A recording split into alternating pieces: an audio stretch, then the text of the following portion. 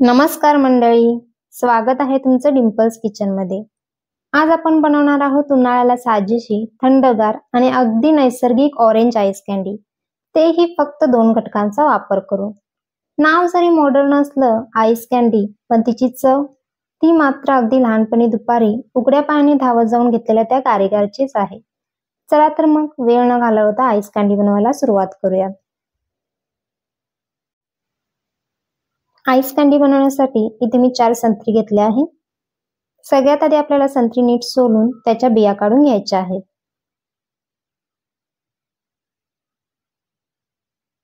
संत्र्यांच्या बियांमध्ये थोडी कडवट चव असते, त्या जर मिक्सरमध्ये वाटल्या गेल्या तर ज्यूस ही कडवट लागतो। त्यामुळे ज्यूस करण्याच्या आधी सगळ्या संत्र्याच्या बिया काढून घ्यायच्या आहेत आणि मगच ज्यूस करायचा आहे।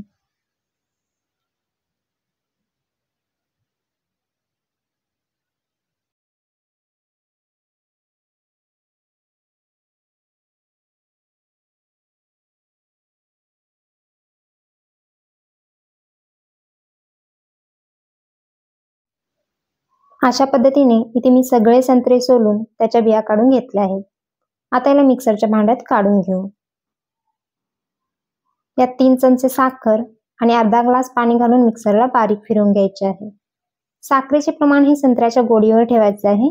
इथे मी थोडी गोड संत्री घेतली आहे, त्यानुसार मी 3 चमचे साखर वापरली आहे। जर संत्री थोडा आंबट असेल तर थोडी जास्त साखर तुम्ही घालू शकता।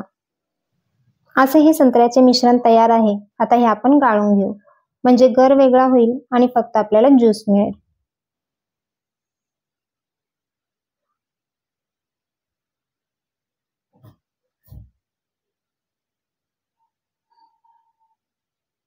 ज्यूस तयार झाल्यावरही तुम्ही टेस्ट करून बघा। जर साखर कमी वाटत असेल तर तुम्ही साखर थोडीशी वाढवू शकता।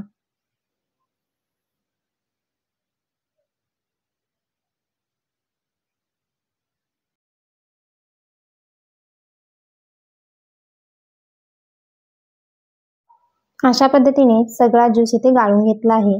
आता हा ज्यूस आईस कँडीच्या मोल्ड मध्ये ओतून घेऊ। माझ्याकडे अशा पद्धतीचे मोल्ड आहेत, जे मी आता आईस कँडीसाठी वापरणार आहे। तुमच्याकडे असणारे कोणत्याही प्रकारचे मोल्ड तुम्ही वापरले तरी चालेल। तुमच्याकडे जर मोल्ड नसतील तर छोटे प्लास्टिक कप किंवा ग्लासही वापरू शकता। आता ऑरेंज ज्यूस आपण सगळ्या मोल्ड मध्ये भरून घेऊ।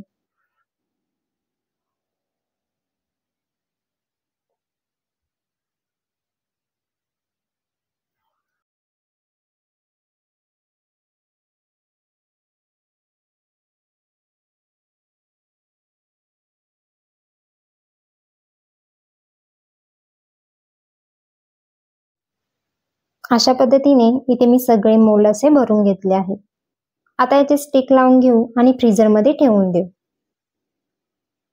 फ्रीजर मध्ये किमान 7 ते 8 तास ठेवायचे आहे, किंवा रात्रभरही ठेवले तरी चालेल।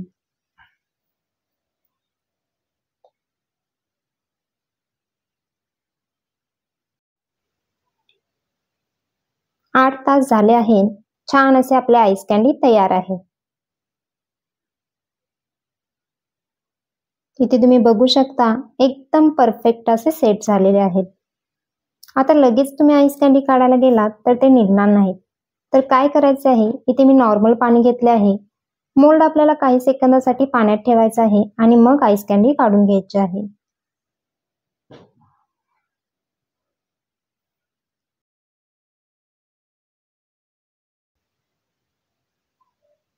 इथे तुम्ही बघू शकता अगदी सहजपणे आईस कँडी मोल्ड मधून निघाले आहे।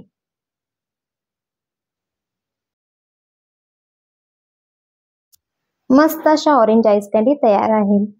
काही गोष्टींची चव आणि त्या चवीसोबत जोडलेल्या आठवणी कधीच बदलत नाही। ही ऑरेंज आईस कँडी त्याच लहानपणीच्या आठवणीसारखीच गोड आणि थंडगार आहे। त्यामुळे नक्की करून बघा। रेसिपी आवडली असेल तर नक्की लाईक आणि शेअर करा। अशाच सोप्या, हेल्दी आणि स्वादिष्ट रेसिपींसाठी चॅनेलला सबस्क्राईब करायला विसरू नका।